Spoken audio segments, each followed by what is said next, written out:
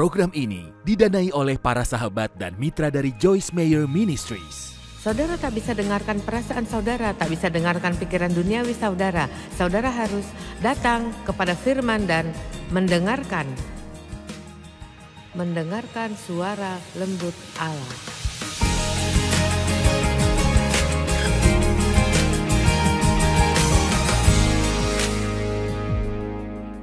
Saudara tahu saya senang mengajar firman. Saya sungguh terhormat karena Allah mengizinkanku mengajar firman-Nya, dan saudara tahu saya akan membacakanmu firman lalu saya akan menunjukkan sebuah contoh kecil. Saya percaya banyak dari saudara telah dipanggil Allah untuk lakukan sesuatu dan saudara memahaminya, tapi saudara terlalu disibukkan dengan hal-hal yang saudara lakukan sehingga saudara melupakannya. Dan kupikir beberapa saudara punya mimpi dan tenggelam dalam mimpimu sudah terlalu lama, saudara sudah menyerah, entahlah saudara punya visi dan tidak semua orang punya visi melakukan hal yang kulakukan, tapi entah ini mimpi untuk membereskan lemari bajumu, saudara perlu melangkah maju, saudara harus membuat kemajuan dalam hidupmu dan punya hal yang perlu dinantikan. Kita tidak diciptakan untuk mandek dan terus lakukan hal yang sama Senin, Selasa, Rabu, Kamis, Jumat, Sabtu, Minggu dan mengeluh, menggerutu, merintih. Kita perlu punya visi dan tujuan dalam hidup. Amin.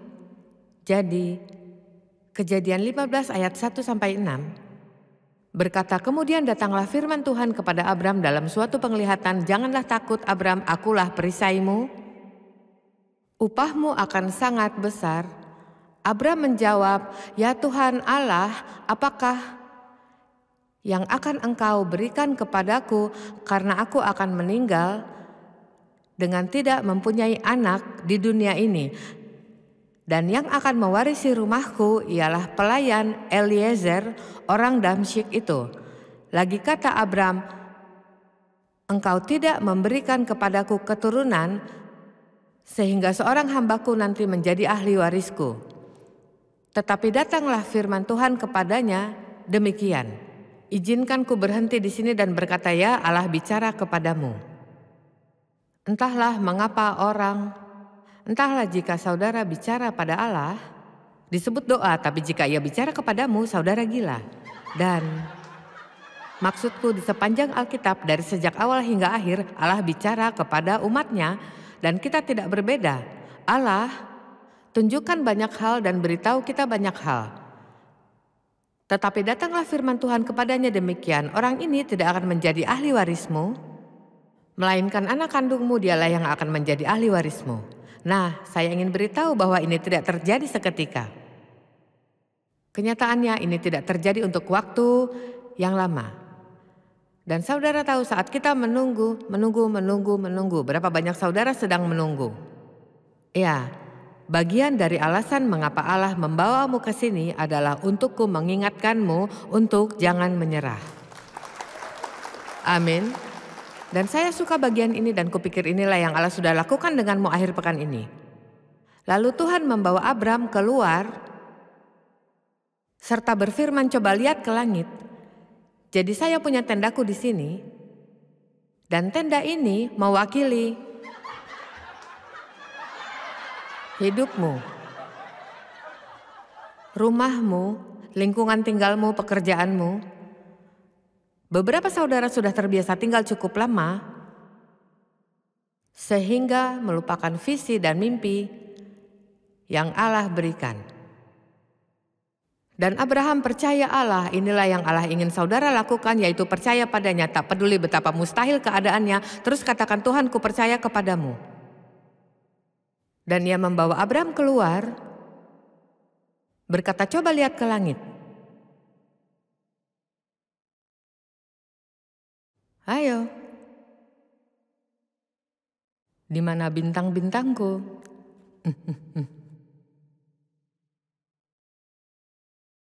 Dan ia membawanya keluar tenda. Saya suka ini. Seolah ia sudah ada di dalam begitu lama dan kehilangan visinya. Dan Allah membawanya keluar berkata, Tanggalkan pikiranmu dari hal-hal itu dan ingatlah yang kukatakan kepadamu. Dan kupikir ini yang Allah katakan padamu hari ini. Fokusmu tertuju dalam hal-hal biasa begitu lama. Sehingga ini waktunya mengingat yang luar biasa. Ayo, ini yang Allah inginkan bagi hidupmu. Amin. Baiklah, ayo saudara lebih semangat lagi bagi Yesus. Oke, saya sudah melayani selama 45 tahun. 5 tahun pertama yang kulakukan adalah mengajar beberapa kelas Alkitab rumahan dan saya setia pada 25 orang yang duduk di lantai ruang tamuku selama 5 tahun. Dan saya mungkin belajar lebih keras lebih dari sekarang ini karena saya belum tahu apapun. Cukup sulit untuk mengajari orang lain jika tidak tahu apapun, jadi saya belajar sungguh keras. Dan 5 tahun pertama itu adalah area uji coba diriku dan Allah menguji coba kesetiaanku. Saya tidak menghasilkan uang. Saya akhirnya berhenti bekerja untuk bisa belajar dan mengajar dan saya punya mimpi untuk melakukan yang kulakukan sekarang. Tapi kelihatannya itu tak akan terjadi saat saya terus melihat 25 orang yang sama setiap minggu. Saya hanya ingin memberitahumu, jika ingin melihat Allah lakukan hal-hal luar biasa dalam hidup, saudara harus sabar.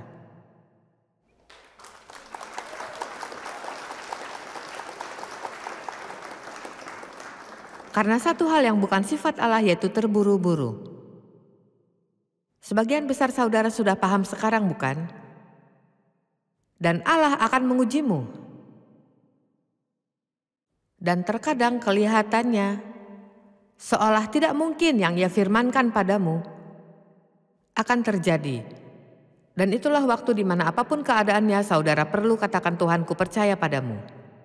Aku tak mengerti ini menyakitkan, rasanya tidak enak, ini tidak masuk akal, tapi aku percaya padamu. Nah, saya tidak tahu harus bagaimana saat mengalami ini semua. Jadi lewat penderitaanku, saudara dapat manfaat darinya karena kini saya bisa beritahu cara yang benar. Meskipun saya tadinya tidak tahu cara yang benar, saya belajar dalam kesulitan, tak ada yang memberitahu apapun. Orang kadang menanyakan, siapakah mentormu? Tidak ada. Roh Kudus. Tak ada yang sepertiku, yang mengajar orang setiap hari di TBN dan Daystar dan tempat-tempat di seluruh dunia. Kenyataannya saat mulai melakukan ini tidak banyak para wanita yang melayani dan terutama bukan di dalam skala besar. Tapi kini puji Tuhan wanita mulai menemukan bahwa mereka bisa menjadi berkat jika izinkan Allah memakai mereka. Amin. Dan ku beritahu sesuatu dan saya ingin saudara percaya ini. Nah, beberapa saudara bisa terpanggil untuk pelayanan mimbar, tapi sejauh ini bukanlah hal terutama dari semua jenis panggilan. Lebih banyak orang bisa dimenangkan secara pribadi daripada dimenangkan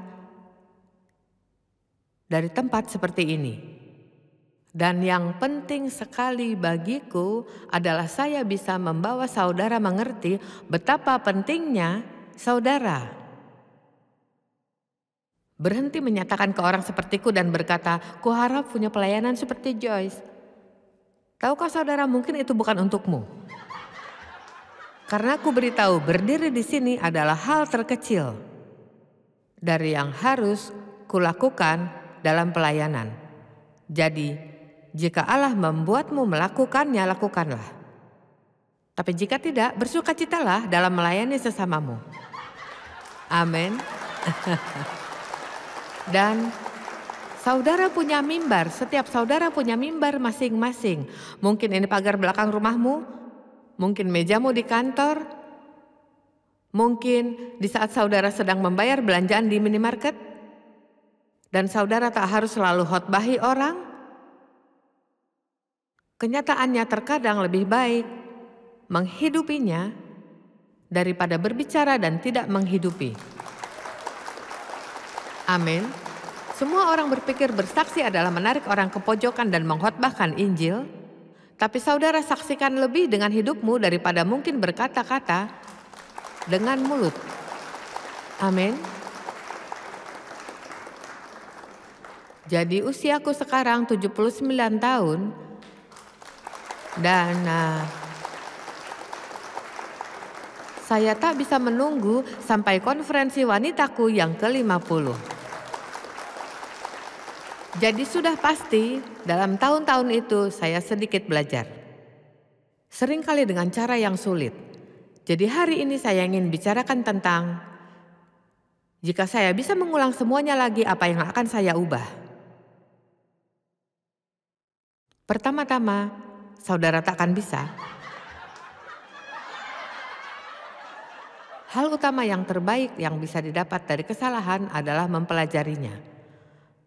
Lalu, bagian dari kehormatannya adalah saya bisa menggunakan kesalahan yang kubuat untuk menolong orang lain, semoga bukan untuk melakukannya, tapi banyak orang melakukannya juga karena kita cukup bodoh dan kita harus mencari tahu sendiri. Amin. Tapi, saya sudah lewati banyak hal. Jadi hal pertama yang tak akan kulakukan jika bisa kuulangi lagi adalah saya tak akan nikahi pria pertama yang kunikahi dan dia bukan Dave. Saya tinggalkan rumah saat berusia 18 tahun, ayahku telah melecehkanku secara seksual selama bertahun-tahun, usiaku saat itu mungkin 12-15 tahun, hanya itu yang bisa kuingat. Jadi saya tidak tahu berapa usiaku, tapi saya tahu saat itu masih kecil. Dan ibuku tahu, tapi ia izinkan ketakutan menguasainya. Itulah mengapa saya benci rasa takut. Dan ketakutannya mencegahnya untuk melindungi diriku, dan ini menghancurkan hidupnya, merusak hidupnya. Jadi ku tinggalkan rumah. Begitu lulus dari sekolah menengah, ku tinggalkan rumah. Dan usiaku 18 tahun bulan Juni itu dan lulus di saat yang sama. Jadi usiaku 18 tahun saat tinggalkan rumah. Dan kupikir saya harus pergi dari masalah hidupku. Saya tak menyadari bahwa ini mempengaruhi jiwaku. Lihat, saudara bisa terlihat baik-baik saja di permukaan dan hancur berantakan di dalam. Dan ini mewakili kebanyakan kita senyum satu sama lain di gereja dan berkata, puji Tuhan, terima kasih Yesus. Dan bagaimana kabarmu? Aku baik-baik, terima kasih Yesus. Dan kita tidak baik. Dan salah satu hal yang perlu dilakukan adalah jujur satu sama lain. Bicaralah dengan jujur pada orang yang bisa dipercaya dan katakan, aku perlu pertolongan dari Allah, keadaanku tidak baik. Kita harus berhenti mempersalahkan orang lain untuk kekacauan dalam hidup dan mengambil tanggung jawab. Dan akan kubahas ini dalam beberapa menit. Nah, saya menikahi pria pertama yang mengajakku menikah karena putus asa. Kupikir tak akan ada yang menginginkanku karena dilecehkan secara seksual, jadi pria ini tampan, ia menawan, dan kupikir ini hal yang baik. Saya tahu, dengarkan saya tahu, saya buat kesalahan. Namun saya sedikit memaksa, tapi saya ketakutan dan putus asa, jadi kulakukan juga. Dan ku beritahu, jangan lakukan itu. Jangan terlalu putus asa sampai melakukan hal bodoh. Pada akhirnya akan menyebabkan masalah bertahun-tahun bagimu. Abraham menunggu Allah untuk memberinya putra. Dan Allah menyatakan bahwa ini putra kandung dari tubuhnya. Nah, ia takkan melahirkan anak, tapi berasal dari tubuhnya. Mereka lelah menunggu, jadi mereka punya rencana akan bagaimana mendapat kehendak Allah. Kita tak pernah demikian, bukan? Ide bagus. Aku tahu yang Allah ingin aku lakukan.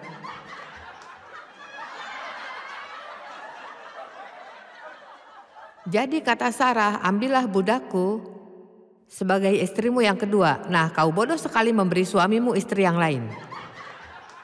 Supaya adil secara adat, ini bukan sesuatu yang di luar hal yang normal dan saya sungguh tak bisa bayangkan cara kerjanya, tapi mereka seperti kau bisa bersamanya malam ini, besok malam giliranku. Saya tidak, ini tak akan berlangsung baik, kupikir. Dan jadi ia menghamilinya dan kemudian Ismail lahir. Nah, ini yang ingin kuberitahu. 13 tahun kemudian kira-kira Ishak lahir. Saya tak tahu berapa tahun, mungkin saya salah menghitungnya, tapi bertahun-tahun kemudian. Dan jika rencana dengan Ismail berantakan, butuh waktu lebih lama untuk dapatkan Ishak.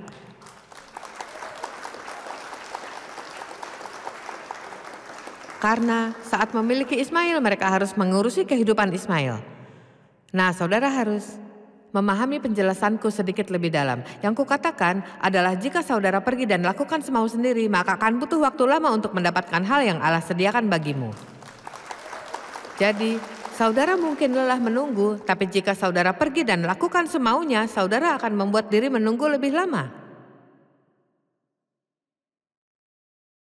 Dan sang iblis akan selalu menyodorkan Ismail di wajahmu,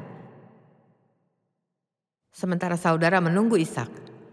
Saya ingat saya di California dan saya ingin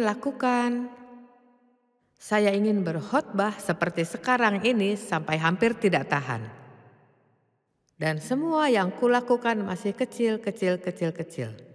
Dan saya tak punya impian kecil. Saya bukan orang yang suka hal kecil. Saya suka segalanya besar, saudara tahu? Jika mau melakukannya, lakukan. Jika ingin memakainya, biarlah berkilau, biarlah bersinar. Dan saya suka kamar mandi besar, saya suka ruang. Dan saat saya di California, saya diundang untuk berbicara yang dengan senang kuterima. Dan saya sedang berbaring di tempat tidur suatu hari dan berdoa untuk situasi yang muncul karena seorang pria mendatangi Dave dan saya dan katanya,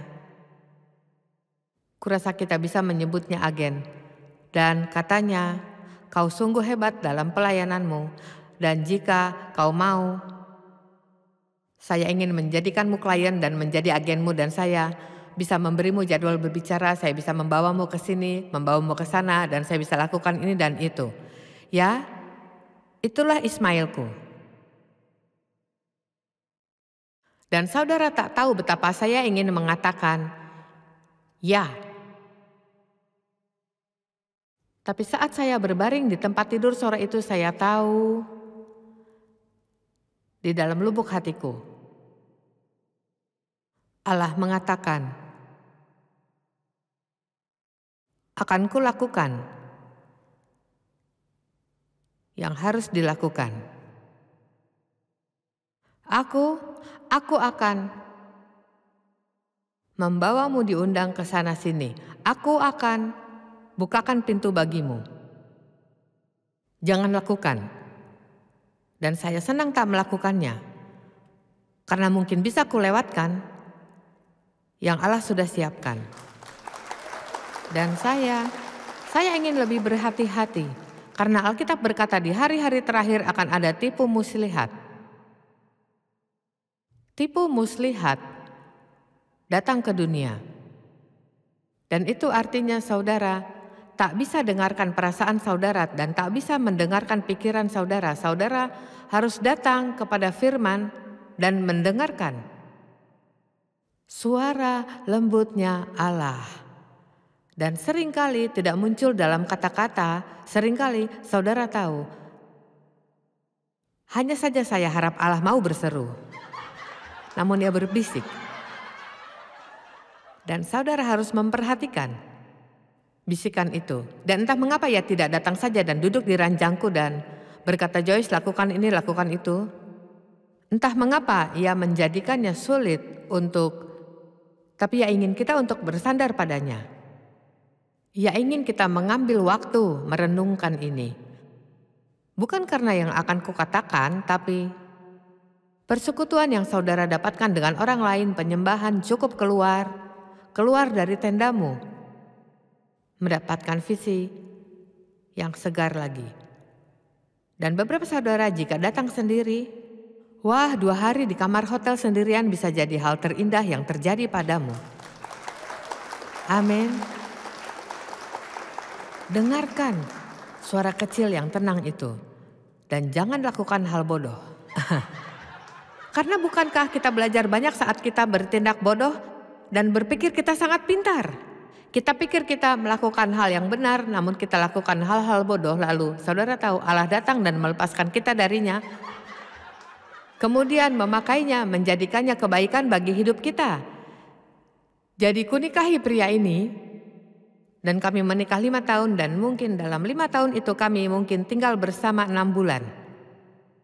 Dan ia punya lebih banyak masalah dariku, memang begitu. Dan ia penipu, bermulut manis, wajah tampan, malas, tidak mau kerja. Ia penjual mobil bekas, dan mereka semua, bukan ada yang salah dengan mereka. Saya tidak berusaha menyinggung siapapun, tapi ia senang bercengkrama dalam parkiran mobil dan berpura-pura seperti orang hebat dan tak menghasilkan uang. Jika ada uang, saya tidak pernah melihatnya. Dan suatu malam saya bangun dan dia sedang mencoba mencopot cincin pernikahanku dari jariku supaya bisa dijual. Saudara tahu, dan saya bahkan tak bisa beritahu berapa kali orang ini hilang. Dalam 5 tahun itu ia akan pergi ke suatu tempat dan ia takkan kembali selama 4 bulan atau 5 bulan. Dan ia tinggalkan diriku di California suatu saat dan ia berusia 18 tahun membawaku ke New Mexico.